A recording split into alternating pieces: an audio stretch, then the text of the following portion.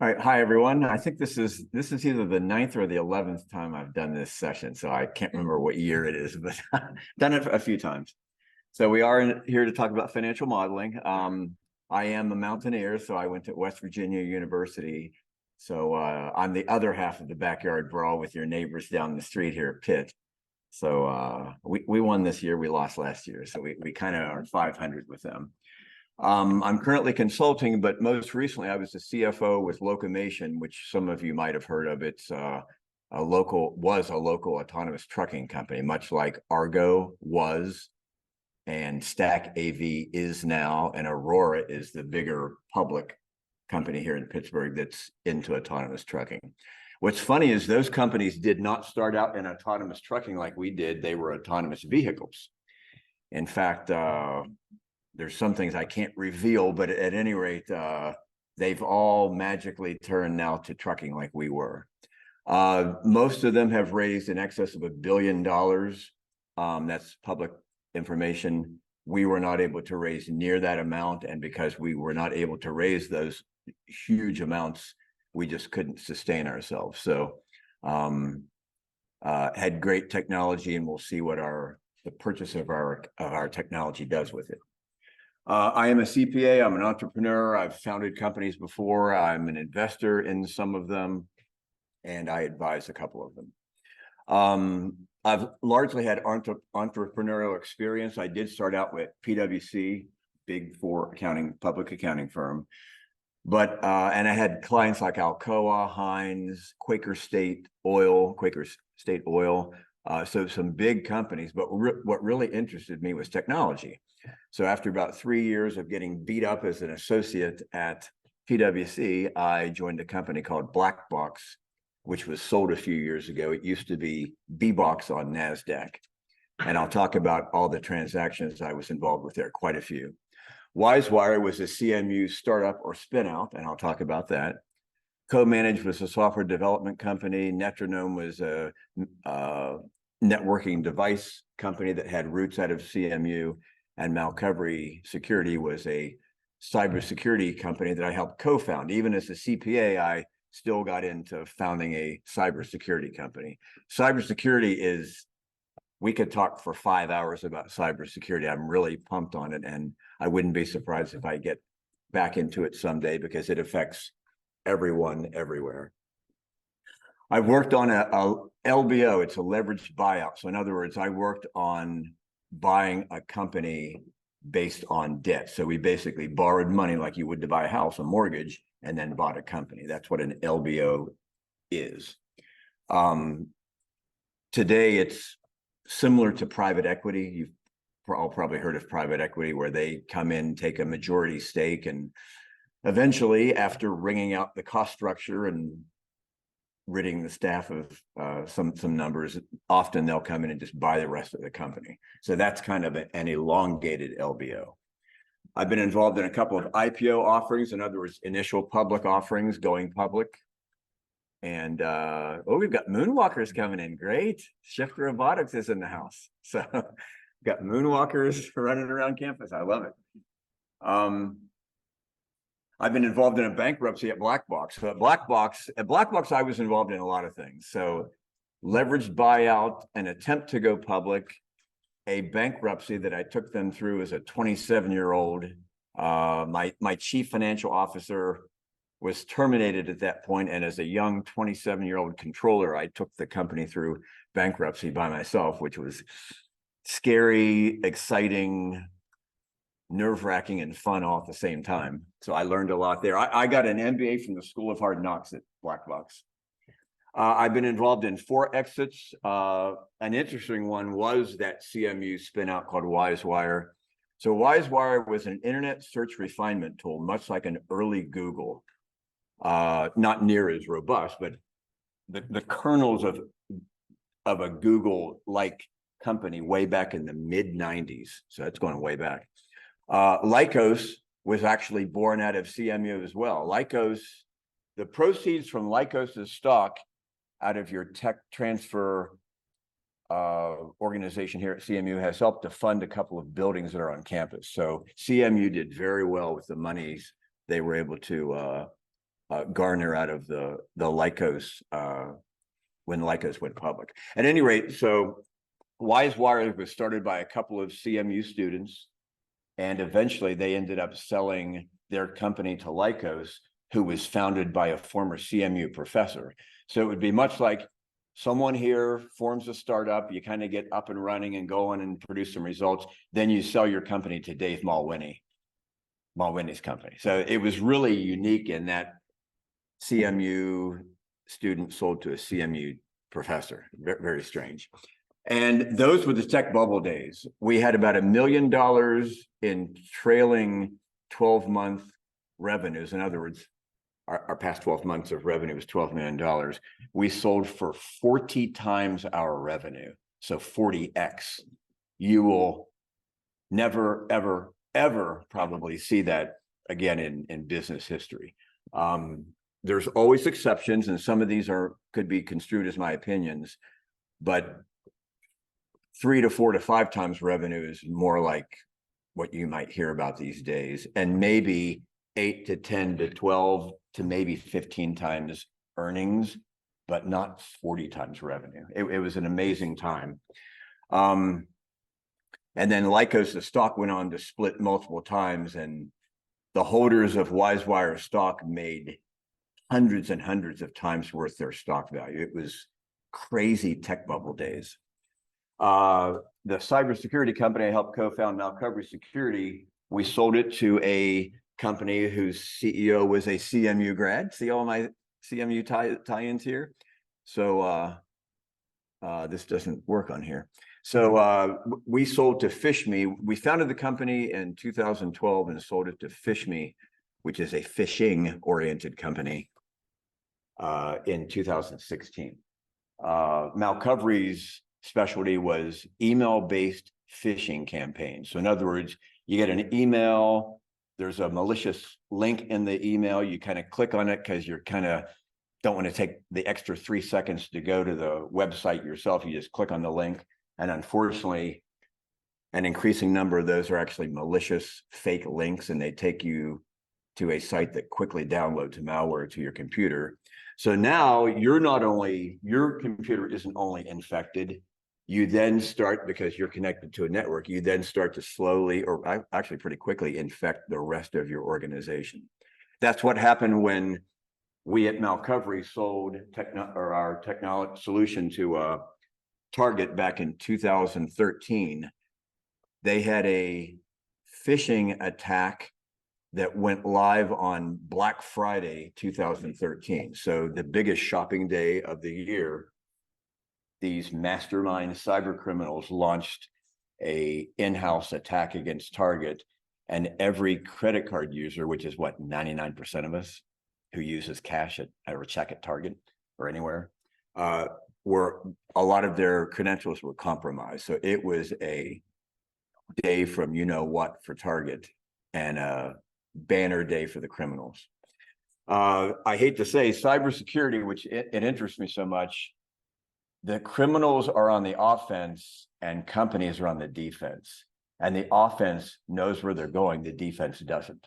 So we're always a step or 2 or 3 or 4 behind, which that's why I think cybersecurity is so important and such a big part of our future, because it's pervasive everywhere.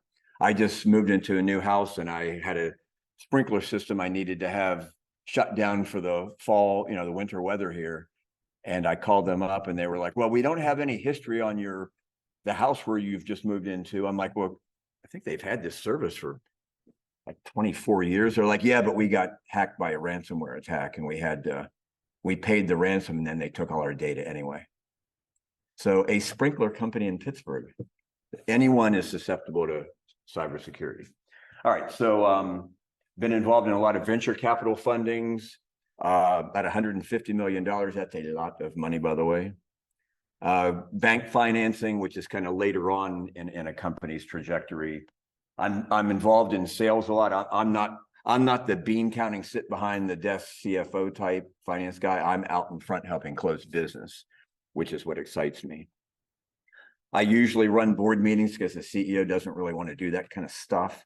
So I'm usually tasked with that administrative burden, if you will. I've won a couple of awards, and then I'm still involved in the local tech company, our tech environment here, tech community is what I'm trying to say. So we're here to talk about financial modeling, get past my stories. Financial modeling, we're going to talk about the assumptions that you put into play to build your model. We're then going to talk about testing the model, because you don't want to create a set of projections in presumably Excel. Well, let's just assume we're always talking about Excel when we talk about building financial projections. Excel, I don't think, is ever going to be unseated as the tool of choice for financial people. It's I was dealing with investment bankers on Wall Street 12 months ago. Everyone uses Excel. I've been involved in 15 different companies. Everyone uses Excel. I know of high school students that are taking financial planning. They're all using Excel. Excel's it. But you don't want to send your model out there to another party and not having tested it. You don't want them to find chinks in your armor there. And then finally, at the end, something that I'm trying to save more time for these days is a brief session on the cap table, which is always interesting to founders of a company. How do we split up the pie of our equity? All right, so use this pointer, sorry. So when you set up to build a model, again, we're presuming in Excel, you need to set a planning horizon, and usually that's 2 to 3 years, with the first 2 years being monthly detail. And you're like, well, gosh, I don't even know what we're going to be doing in the 6th month, let alone the 24th month. That's okay. The people who are reviewing your model will probably discount every subsequent month after the first 6 months. So they realize that, you know, things get less certain with time. I mean, professionals in the market and the Fed, we can't predict what they're going to do next week. So I don't think a startup founder is tasked with knowing exactly what they're going to do in the 24th month. But the point is, you're planning for it. You're making assumptions for it. You're building trajectory and timelines towards that, so that you can continually experience current month actuals and then refine your projections in the future. What are you planning towards? An initial funding round, which I assume those that are starting a company would be having their first round of financing, possibly a subsequent round. By the way, who in here has started a company and actually has an entity that you're currently trying to build or develop? So any two founders, three, 2.5. Who's aspiring to do that? Who wants to do that? Who's thinking they might want to do that? So a few more. And of course, I can't see you guys online, but so that's going to be mainly the focus here today is our first round of financing. And in order to do that, you've got to, you can't just tell a story and give a pitch from a PowerPoint to an investor. You've kind of got to, you know, show them your thinking and show them the disciplined thinking that you're putting into place in building your model and your business plan. A model is part of a business plan. Your projections are part of your business plan. Are you building a company to sell, or are you building a company to sell? And I would suggest, you know, some people might call that flipping. You can flip a fixer-up house. You can flip a fixer-up duplex. I think it's a lot trickier and not wise to think about, I'm going to start this company and flip it in 12 or 24 months, because you don't know what's happening in month 6, remember. It's a shorter term focus, and yeah, I think you need to be real careful about that thought process. Are you building a company to become public? When WiseWire acquired Lycos back in 1998, I then sat in on Lycos's venture capital arm. I was actually part of the team that then assessed startups like you guys are going to create. So we actually had a lot of people come into our office, both in person and virtually, and give us their pitch. We saw a lot of interesting ideas. We saw a lot of questionable things. We saw a lot of junk. And that became apparent pretty quick when you're sitting across the table from 3 or 4 investors looking at you and you're trying to sweat while you bring up the next point on your PowerPoint slide, realizing you're probably not going to be able to fool them today. Going public, it used to be in literally every business plan I looked at. And there's still people with that end goal. In fact, that's a very worthy goal, by the way. That's probably the Super Bowl of a company founder, is to eventually go public, have your stock be on a public stock exchange, create great wealth for yourself and your generational families to follow, and all your employees. It doesn't really get any better than that fairy tale story right there. But the fact is, relatively very small companies at the top of a pyramidal structure ever really go public or become public. However, there was a thing we tried at Locomation, I mentioned, that autonomous trucking company. We actually did try to go SPAC. We're no longer in business, so I can kind of say a few things now. I was the CFO. We actually attempted to go public through a SPAC. That's a special purpose acquisition company, SPAC.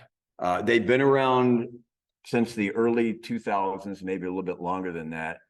But about 2020, they went ballistic. Right as COVID hit and then was starting to wane just a little bit that first year. Remember, COVID kind of, exploded on the scene here in March of 2020. Later that year, the CEO and I were talking to 30, 40 SPACs, SPAC after SPAC after session after session after Zoom. Never met any. We met one party in person, did everything on Zoom. It's crazy what you can do online. And we actually got offers from 3 SPACs. The market turned before we were able to take advantage of one of those. And in fact, SPACs were then locked down quite a bit. So they had a short 6-month kind of meteoric rise up to the top of that roller coaster peak. And then they came down, and many SPACs like ours that were planned never actually came to fruition. 10s and 10s and 20s and 20s and 30s and 30s of them. So many were scrapped, including ours. Aurora was able to do a SPAC. Again, this is all public information. Argo was not able to do a SPAC. So even if you had a lot of money and bigger names behind you, it didn't mean you could necessarily pull it off. Or are you building for the long term and then see what happens? That's where I think you should put your focus and your intent on. If you are building or have built a company that that delivers a product or a service that companies actually pay you something for, if they use it, that's great. If they pay you, that's kind of the point of business. So using is great, buying is much better.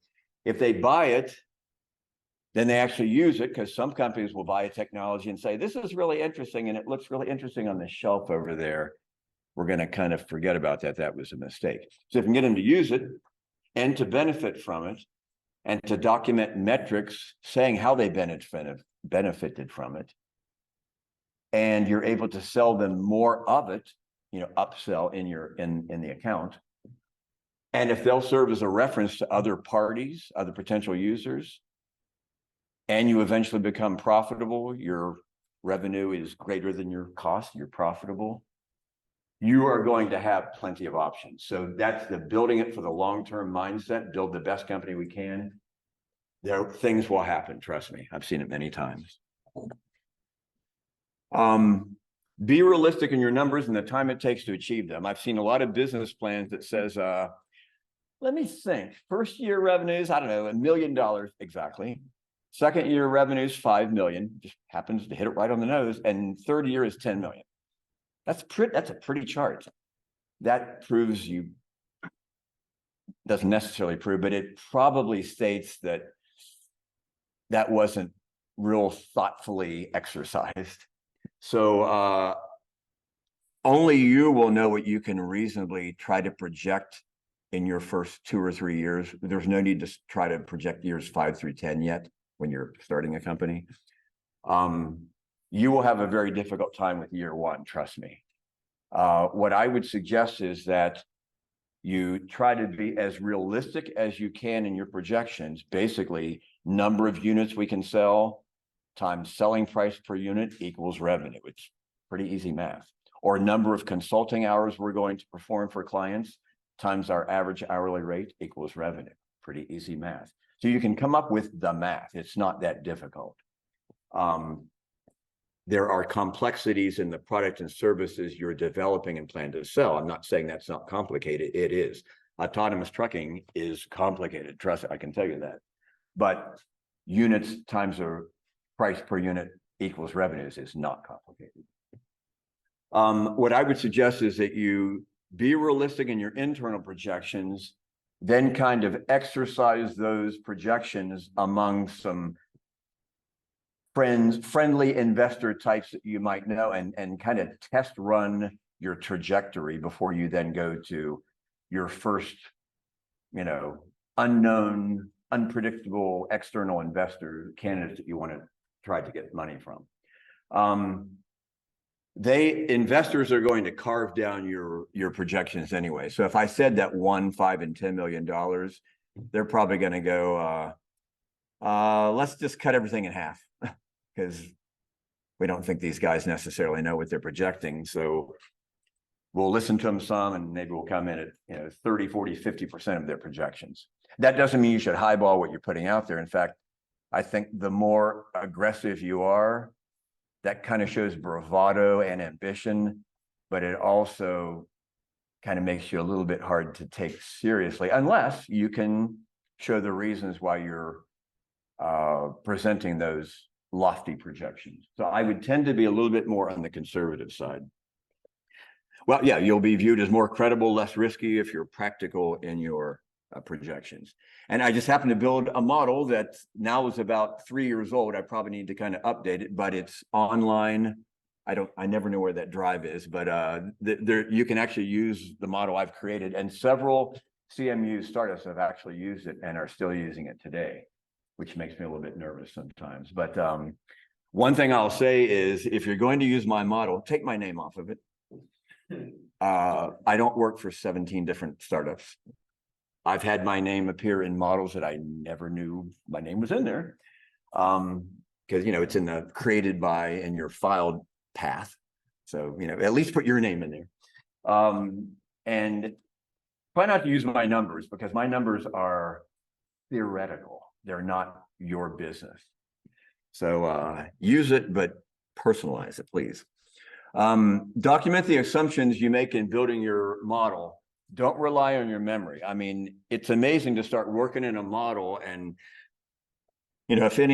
I'm sure all of you have worked in Excel. I'm just assuming actually quite a bit. You can blow some hours, burn some hours in Excel, and you might be in your 20th hour, and all of a sudden you're trying to think of the 10 different permutations you had of that product price. It's like, well, what was I thinking yesterday at 2 a.m? My gosh. And then thinking back 2 or 3 months or a year from now. So you've got to document your assumptions. And rather than flip over to the model, I'm going to go over the model in a minute, and I'm going to show you my assumptions tab, or my notes tab. I can't remember what I called it. It tells the audience a more complete story, and that you understand your own projections, and that you didn't just, create 1,200 formulas and here's that soup, Mr. or Mrs. Investor. It gives a story. You want to make the model as digestible and as comprehensible as possible to the investor.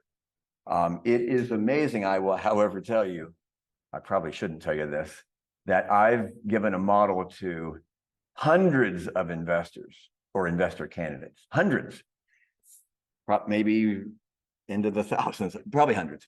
And it's amazing if, you think you've built a pretty good model, have all the assumptions listed out, you've got all your notes made and everything. And sometimes it's hard to get questions out of the investors. It's like, so I sent you the models 3 days ago. Are we going to have like a review session? Oh yeah, at some point, yeah. A couple more days, I'm ready. We can get in an online session. We can go over. They're like, I think it looks pretty good, actually. So sometimes investors will just look at it And if it passes their sniff test, they're like, that's kind of okay for now. That's not really a victory, however, because the model isn't just for investors. It's a very important tool for investors.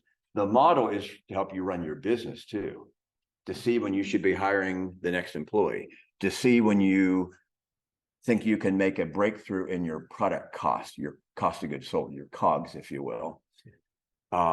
So it's meant to help you run your business, not just for investors. We talk a lot about this to invest in the investor facing realm, but it's really to help you run your business. What type of, in terms of assumptions, what type of company are you striving to create? Hardware, software. I always talk about, I love these Logitech pointers, and often I'll use this as my pretty project I'm selling here, or a product that I'm selling here. Hardware, software, medical device, energy, app development, web development. I'm not even going to talk about social media and influencer. That's, to me, that's an individual thing. That's not really, again, I'm sure there's different views of this from people. It's not really a company in the traditional sense, although it's certainly a way to make money these days, but that's not the kind of company we're talking about. Are you going to build a product or service? And by the way, product or service. What do you think is eventually a more valuable type of company? One that has a product or a service, consulting? Any opinions? Product or service, eventually more? Eventually more valuable? Yes. I would say products, yes. The biggest companies in the world, NVIDIA, Tesla, Apple, have products. Walmart sells products. However, Amazon has this thing called AWS. Google has plenty of online services. Apple has an ever increasing pie of the revenues of services. Anderson Consulting does pretty well providing services.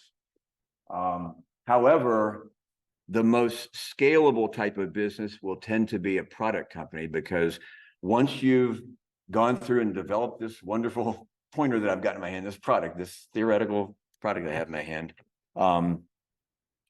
you kind of can then make money when you sleep, because it doesn't necessarily fly off the shelf, but you can sell hundreds, thousands, 10,000s of units and not give incremental effort. With consulting, if I'm going to charge an hour worth of consulting, I better get my fingers limbered up, because I've got to do an hour's worth of work, or at least some amount of work, or at least fake like I'm working.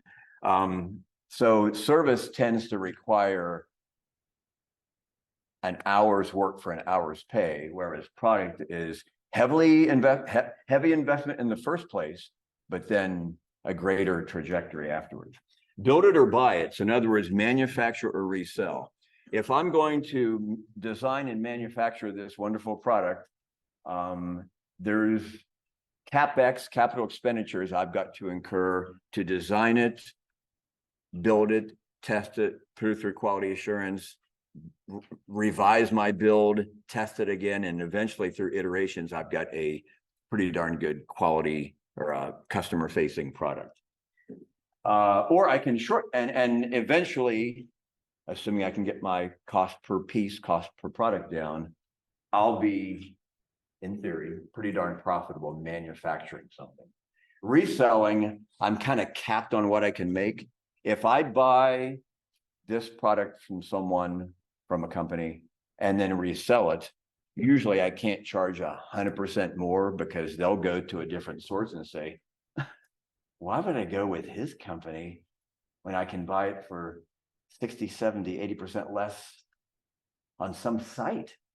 So to go through a reseller, you're probably capped, have a lid on your profitability, anywhere from 15 to 40%, probably in the 20%. So as a reseller, easier to get up and going. You don't have to create something and manufacture it and QA it and troubleshoot it and then get it out there. So it takes longer, more expensive, but more profitable. Resell, you can kind of get up and running right now. Still, I would think manufacturing is the way to go eventually. Yep. Two different pointers, sorry. So revenues versus direct sales, and I always have to kind of speed up here. So revenues versus your revenues, direct sales versus partners. What do you think is a more desirable way to go with a company that's just starting out? Would you rather have your own two or three co-founders go out and sell your product or service, or would you rather engage a partner with a bigger name, a better known name, and have them kind of sell it for you? What do you think's more effective over the long run? With the revenue, but initially, you have the partner that needs credibility. Yeah, so in the beginning, I would always suggest to do it yourself, because you're going to find out why people said yes to your product or service. You're also going to find out why they said no, thank you. And you're going to get a lot of no's. A partner, if they hear a lot of no's, they're going to be like, done with that one. They're coin operated. They want to make money. They're not going to try to sell things that don't sell. I mean, that makes sense. Plus, if you go and are selling it yourself, a lot of the founders are the best salespeople. You've seen that many times. I mean, whoever created the Ring doorbell, I can't remember his name on Shark Tank, he was the best salesman for Ring because he knew the technology, knew everything about it. A partner, let's just say he had, I don't know, Walmart carry that and try to do it through their tech department. They wouldn't know near as much about a new product as the person who founded it. So direct sales, find out why you're getting yeses and nos. And once you've built some volume and some history as to,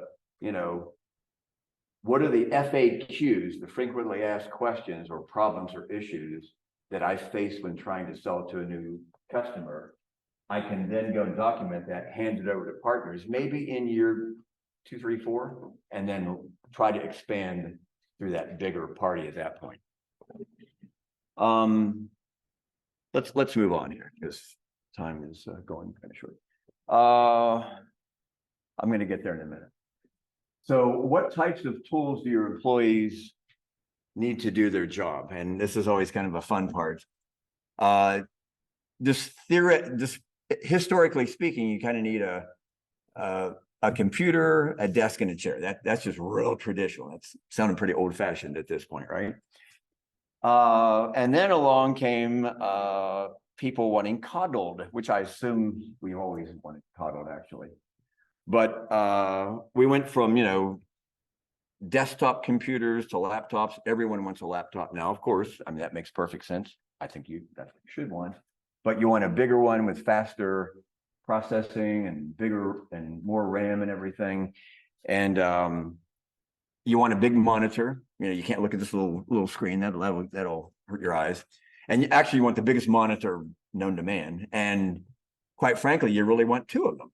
And you want a docking station, you just dock into there. And oh gosh, I want an ergonomic chair because I'm going to be sitting a long time working at that computer. So I want one that fits my rear end pretty well there. And then you're like, well, actually, I get tired of sitting. Sitting is the new smoking. It's not healthy to sit. So I've decided I want a stand-up desk. And I don't want one that cranks. I mean, God, I want a push button one. And actually, I kind of heard where these treadmill desks are pretty cool. So I think I'm going to walk while I work. What do you think of that, boss? In fact, I think I'm going to actually run while I work. Yeah, I'm going to get a lot of work done. Just going to run, be out of breath. I'll be out of breath on that demo, but I'm going to be running while I work. So employees are becoming ever more emboldened, which, you always aspire to progress and better tools. But you as a founder are going to have to learn the word no a lot. N-O. No underline, no exclamation points. You're going to have to say no a lot as a founder. Where are you going to put them? Can you lose everything you have if you sign an office lease and you end up having to bail on that office lease? Can you lose everything you have? The answer is yes. So if you sign a lease as a founder with a personal guarantee from you, and I've seen this in a few startups, it's poisonous. You cannot, under any circumstances, guarantee a lease of your company, because those landlords, no matter how nice and supportive they are when you move into that space, will eventually, if you renege on that multi-year lease, that they'll come after you legally with everything they have and take everything you have. Don't ever personally guarantee a lease. So I've scared you. Good. Instead, try to find cheap and free places. There's lots of them. You could actually become a part of the CMU infrastructure here if you apply for it and are accepted. There's so many places to work now. You can, there are meeting rooms at Panera that as long as you buy a little bit of food, you can be in there for, I think it's 4 hours at a time. I've done that many times. And I've made customer presentations at a Panera conference room. I've interviewed employees at Panera. I mean, it's not just Panera, but public meeting places. It's not a big deal. What you want to do is stay short-term and flexible. No guarantees. I'm scared doing that. What physical environment you're trying to create?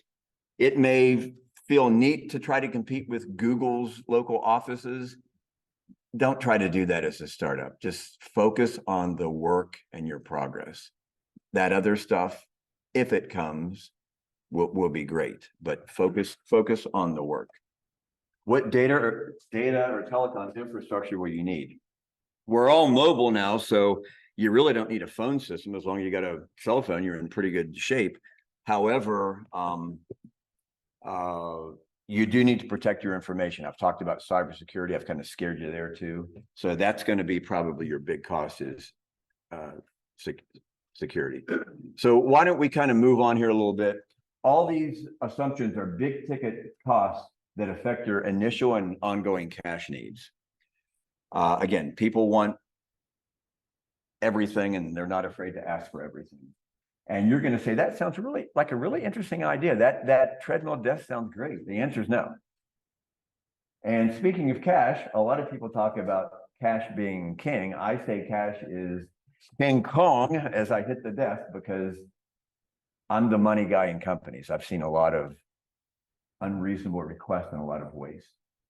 So keep your model easy to update and to put variables in and then see what happens. So let's go ahead and switch over to the model for a minute.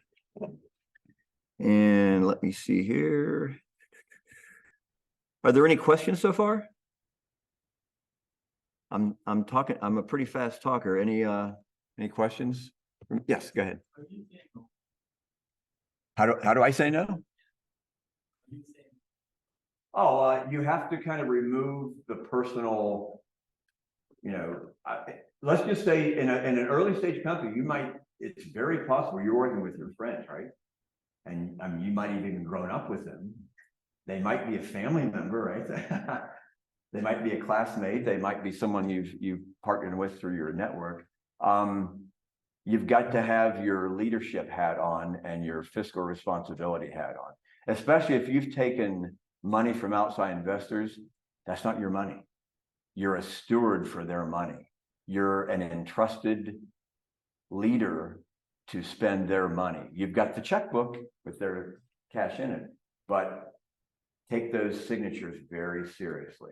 Take those yeses or nos and those decisions very, very carefully. It sometimes is uncomfortable for people who are, not trying to stereotype, but are more interested in the product or service. And why do I have to deal with these kind of things? Well, you do because you're the leader. You founded a company, so now you have to be more full-featured and more capable of handling various subjects. If you don't want to do that, bring in someone who can lead the company and then focus on your tech or your product or service. But being the founder / CEO of a startup will grow you up very quickly. And I've been the right-hand person to a lot of CEOs. And a lot of them asked me for money. And I was the one that had to say, no, that's my boss, but I'm telling him no, him or her no. So you have to remove the emotion is kind of the short answer. So this is in the model. I'm going to put my pointer away. This is in the model. You can see Excel spreadsheet here. There we go. And that's available to you. There's my name over there. But these are, this light doesn't work. So this is the, what did I call that? Sorry, the notes tab, yeah. So I called it the notes tab, not the assumptions. But these are assumptions or notes to the model that I've built here, or that you're going to build, or that you'll take this and refine it. And I think there's about 30 tabs. Oh, there can be a lot more than 30, trust me.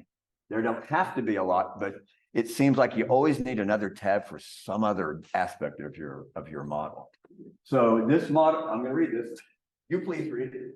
This model is a template that contains hypothetical data to illustrate how formulas and integrations flow. You will need to change and insert your own data. Don't use filth.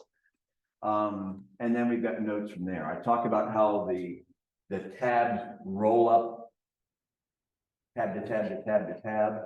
And then I say down here in line 22 that, right, 21, sorry, that variable input tabs are typically either in blue, bold text, or in a green background. That's what I usually do in a model, just to make it kind of stand out. Some places it might be yellow. But what I also have down here are notes. There we go. Oh, I'll go the opposite way I'm used to. Isn't that strange? So here I've got notes in my income statement, which starts out with the revenue section. You can see there in row 24.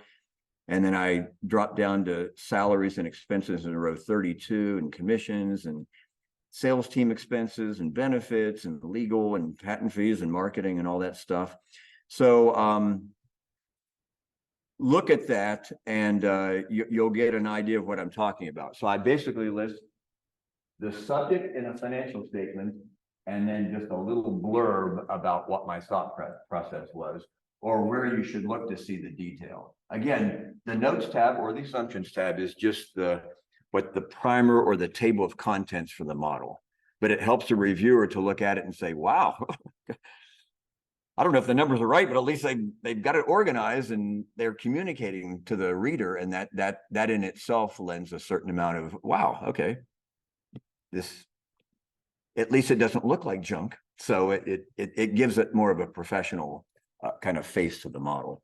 Let's go to the employee input tab. Since I talked about it, I talked about employees. And you can see in row 3 there, I've got the CEO's name. And again, this is about a 3-year-old model. So on January 1st, 2020, you can change that date. I, as the CEO of this company, started with a salary of $80,000. I probably won't actually be able to attain that, but I just threw out $80,000. Let's go, let's make that April 1st of that year. So you can see the model just went out and started in April. So if you change these blue cells, it will automatically ripple out through these formulas in the model. And that's how I have the model built a lot. You can see that formula up there in the toolbar as to how I've got that mapped out. That's my reminder. I'm taking too much time. Let's look over at revenues for a second. Revenues the same way. There's you can't see it as well, but those are green background and blue cells. And in there, I've got allowance for a lot of customers. I think I've got like 40 rows there. And then I have product drop downs that you can rename yourself, of course.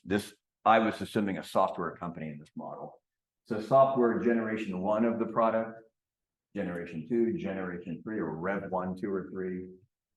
Implementation services, consulting services. You can go through and rename those fields and then, talk about the date that you're going to close a deal and the contract amount.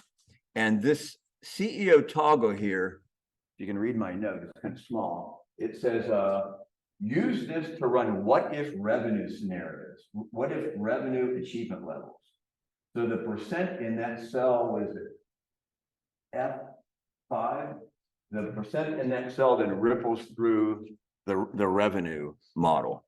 For example, you look over here, this sale in January of 2020 was projected to be $40,000, and at 100%, it's $40,000 in January. If I change that to 50%, it is now $20,000 of that $40,000. So that cell is kind of a, an easy, what do you call it? An easy button. We all like easy buttons. If you change that one cell in this model, it will ripple through all the revenues in the model and all the cost of product or services in the model. I don't have it tied into headcount and stuff because I wasn't going to try to predict what 200 different kind of businesses would use in terms of people per revenue or something. But at least for revenue and cost of revenues, that one cell will actually help you do testing, scenario analysis, scenario testing. Make sure you test the model before you go out to outside parties with it. I've said that a couple of times now. All right, so that's a little taste of the model. Let's go back to the presentation. And right here real quick.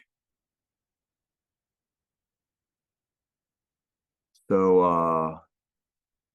I'm not getting this in the presentation view that I want, but that's okay. That'll be okay. So I want to get down to an important thing here. I've got a lot of stuff in this right here. So, once we built a version of the model, you'll reasonably know the bottom line results of your planned operations, not your actual, because you're projecting, you're planning. The bottom line profitability, book profitability, but most importantly, your cash profitability or usage. You can produce or use cash. In the early days, you're almost surely going to be using cash. Almost always you'll be outlaying cash before you have incoming cash. And that's just like literally every business I've ever been involved with. You rarely get to charge up front for something you've never produced yet. That's called a deposit, I suppose, but that's not revenue. The result will be it will tell you if your operations are going to produce adequate positive cash flow to internally fund your needs, or if you need to go to external funding sources, which you almost surely will need to. Let's keep going. I want to get to some important terms. Burn rate, cash burn rate. Who's heard of cash burn rate and cash runway in your classes? I would think you've heard that quite a bit, or you should have.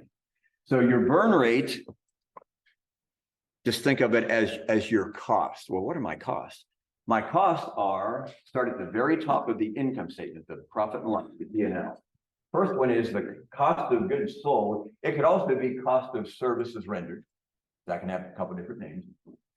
Cost, you can call it generically cost of revenues. I mean, how generic is that? So cost of goods sold, cost of revenue is what you have to outlay to pay for your product or service. That's the big.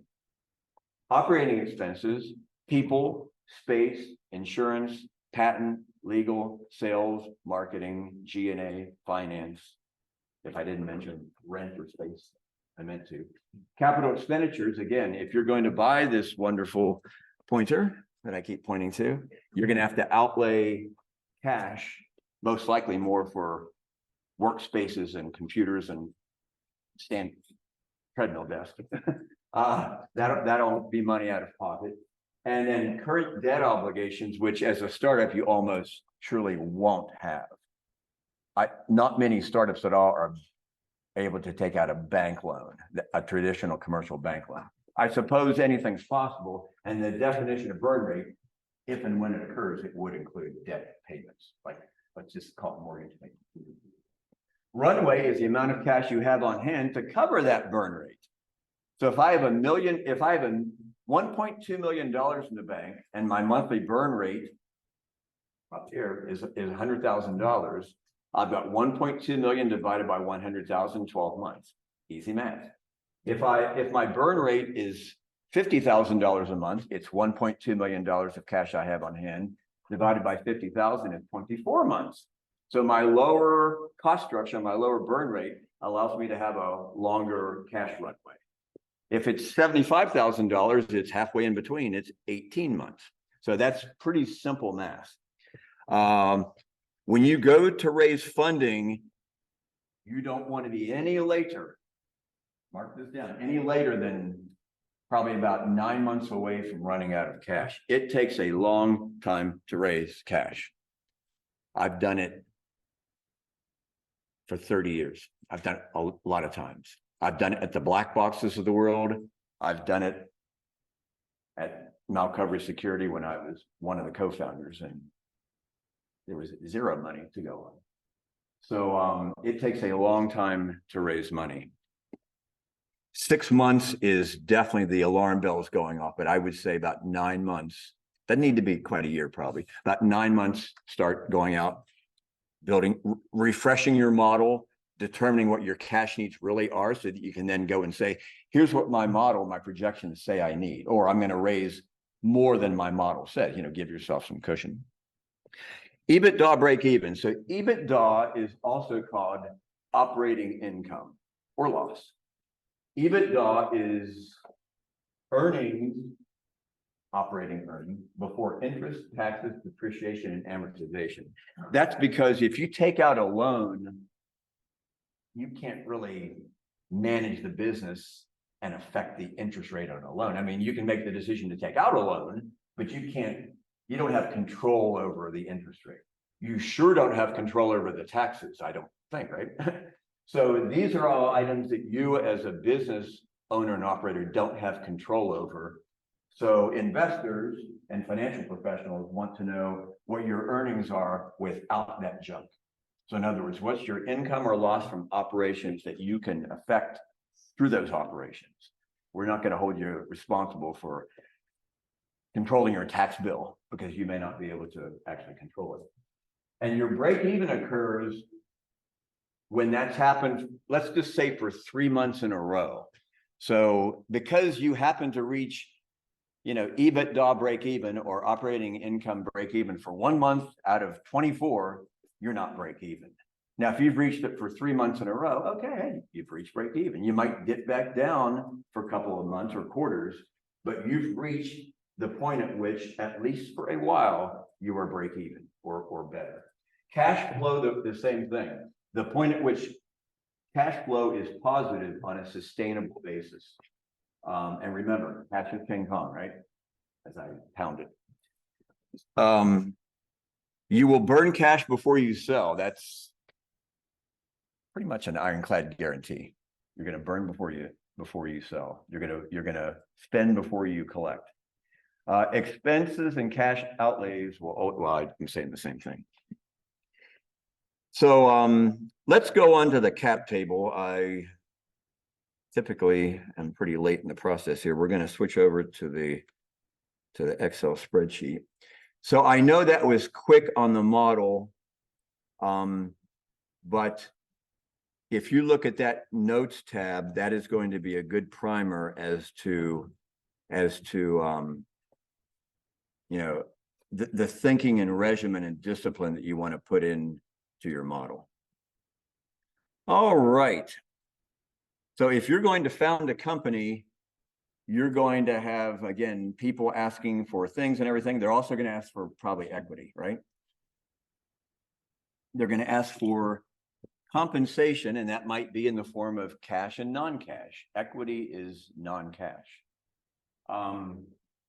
And there's different types of entities. I'm not going to go into that here today. There's, C corporations, which is the traditional form of entity for a business. There's partnerships, which often seems to be more for services businesses, law firm, accounting firm, the world I come from. Cybersecurity, we did a lot of services. There's LLCs, which I've created several of those, and so forth. But at any rate, they all have in common that they can all have ownership in some form. In C corporations, it's denominated in stock. In LLCs, it's denominated in membership interests. In partnerships, it's in partner interests. So they're all forms and mediums through which you can gain ownership. So let's just assume this is stock because it's a little bit easier. And you're going to start a company, and let's just say there's two founders starting a company. And by the way, there's no magic into the number of shares of stock or membership units that you start a company with.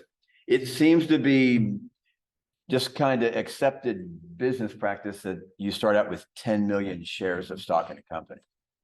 That actually has no meaning of anything. I could actually have one share of stock. Forget this, one share of stock, and I'm going to give you 0.001% of it. That doesn't sound very good. But if I get 10,000 shares of stock, I'm like, wow, 10,000. That's better than 0.001% of one stock. It's really kind of an emotional thing. So someone may challenge me on that, but there's no real magic to the number of shares or membership units to start an entity. We're just going to assume that the two founders took, and there's two, my assumption, each took equal shares, and it was $1 million per, or 1 million shares per founder. Okay. So the ownership pie will always be guaranteed forever, has to equal 100%. So there will always be a pie that is 100%. It might get bigger, but it's always a pie. And it's always 100%. So let's assume that you now hire your first couple people, and you call them managers, but they're doing everything they have to do. I mean, manager is a nice title, but you got to work. And you give two people a total of 500,000 shares or membership units. What you've done as founders is now diluted yourself a little bit. You now don't own 100% of the company, you own 80%. Your two new managers, great people you just brought in, own 10% apiece or 20% in total. Look at the pie, 100%, never going to change. However, the number of shares have gone up to 2.5 million, but 2.5 million divided by 2.5 million is 100%. Now we bring in some friends and family that kind of, loaned you some money through a convertible note, and this isn't loaned you some money anyway. Through math, they got 100,000 shares. So you're down to 77%. The pie is still 100%. They got some shares out of the money that they loaned you. Now you're going to create an employee option pool. And an employee option pool, or an employee stock pool, or an employee membership unit pool is usually 10 to 15% of the overall stock. And hopefully that's about what mine adds up to. Yeah, 13.3. Good. I was right in the middle. How boring. So what I did is I assumed that was going to be about 400,000 shares in my math. And I just simply separated it into whatever I've granted or given to employees versus what is on reserve or yet to be issued. So that's a total of $400,000. These are all just my assumptions. It doesn't really mean anything here. But what it came up to was a nice even 3 million shares and 100%. The pie is always there.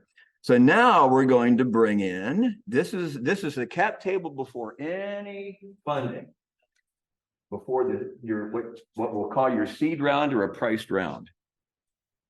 Now we're going to open up, and you've got this file in the Dropbox or whatever. Now we're going to look at post financing, and you've still got your 2 million shares, but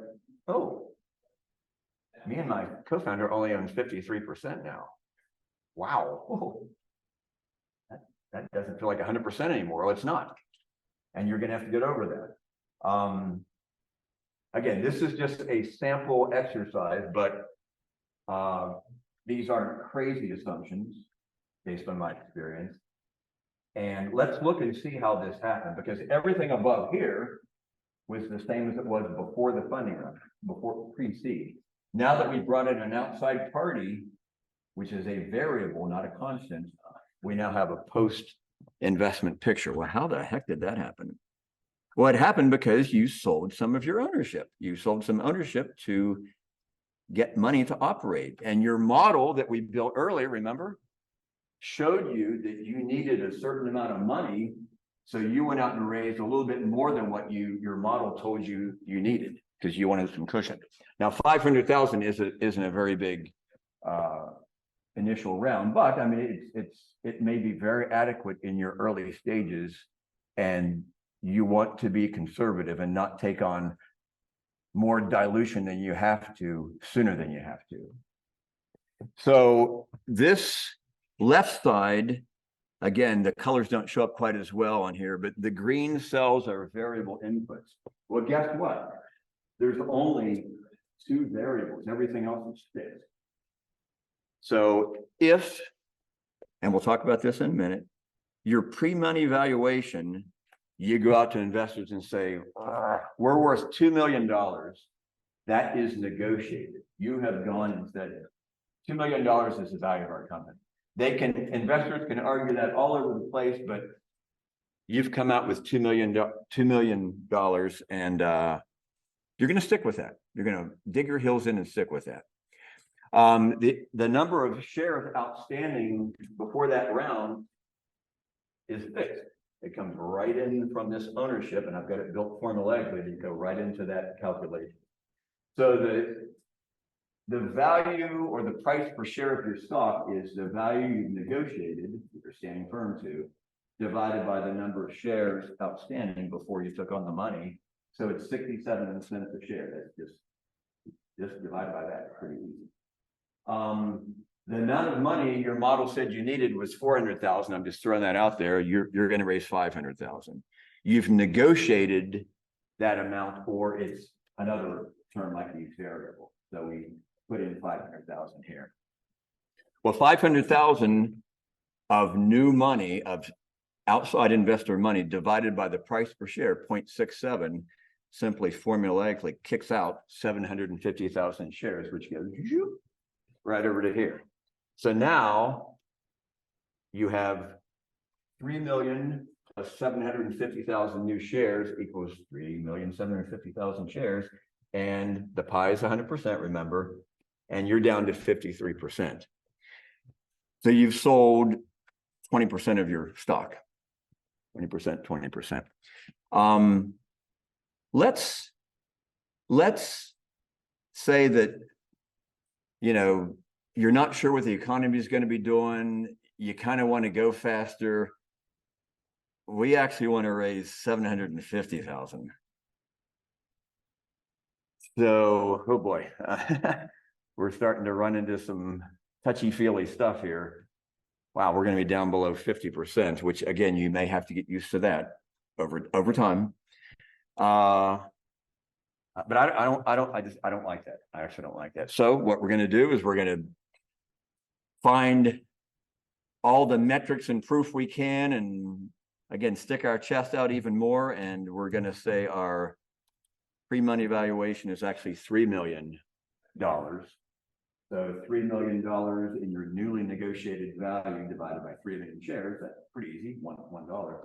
And you sold the same 20%, but you're above 50% now. You got more money. Well, this feels like Shark Tank, doesn't it? This is actually Shark Tank right here. So there's all sorts of thoughts on how you derive your pre-money valuation. The fact is, you can point to comparables in the market. You could find information that tells you what Facebook's pre-money valuation was before they ever raised their first round. It's out there somewhere in the ecosphere. Google's is, Apple's is, Duolingo's is. I mean, any company, you can probably find that information somewhere. The newer the company, the more readily available, of course, but you'll be able to find 10 examples of companies and the gyrations they went through, or at least the numbers that were relevant. Excuse me. What you try to do is sell the value, the somewhat uniqueness of your product or service offering, the capability of your team, the early conversations you've had with prospective customers, users that might have used the beta version of a product or offering and gotten at least some initial benefits from it and will at least account for or attest to its positive attributes. So you've got to think of a whole laundry list of things that's going to go into this both quantifiable and unquantifiable number here. Investors like quantification. They don't like fuzzy, touchy-feely stuff. They want proof. You as founders are going to combine proof, or you're going to combine numerical proof with bravado and the somewhat uniqueness of your product or service. And that, again, you're gonna have to be good at sales, kind of get out of your skin and be a little bit uncomfortable with that. I don't mean to make this sound so cavalier, but it really is negotiable. And I've seen it change multiple times before a funding round is actually solidified. So it's not as neat as an investor would like. It's not, the average of 5 companies that were really similar to Phil Compton's company equals $3 million. It's just not that neat. Again, always raise a little bit more money than you think you will. Don't go crazy. But keep in mind, money is hard to raise. So I've gone through things pretty quick. I've gone over a little bit, but I'm happy to answer questions on the model, the presentation, or this. So what questions do we have? You guys are going to be facing some of this stuff. I've done a lot of this. Don't be shy. Can you hear me? Anyone? Can you hear me? I guess not. Okay. Hi, can you hear me? Yes. Hi, I was just wondering, you mentioned a few times that it's good to test your model before sending it out to investors. Can you give us a few recommendations as far as specific things of how you could do that? It was low, but I think you were asking about, can I give specific recommendations on Testing the model before sending it to investors. Yeah. So, I mean, you should use, different like high, medium, and low achievement of sales, for example. And you want to see what happens when you only hit 50, 60, 70% of your revenues. And you'll want to build it so that the number of people you'll have, because people are going to be one of your biggest expenses. People costs are usually about 70% of your operating expenses. So a majority amount for sure. You want to see what happens to headcount as you change that revenue level and build it such that it is variable to or responsive to the level of revenue. You want to have more than just a couple of inside people looking at the model. There are volunteers, mentors, even right in this sports center, that will look over projections and give you their opinions. So there may be even, a couple of investors that you hopefully have been talking to for a while that might have gotten to know you over time and would be willing to give you a first view. They might be pretty critical. So if you ask for opinions, you're going to get opinions. But that's what you want, is objective feedback on what you're going to send out to real investor candidates, if that helps. Yep, got it. Thank you. Okay.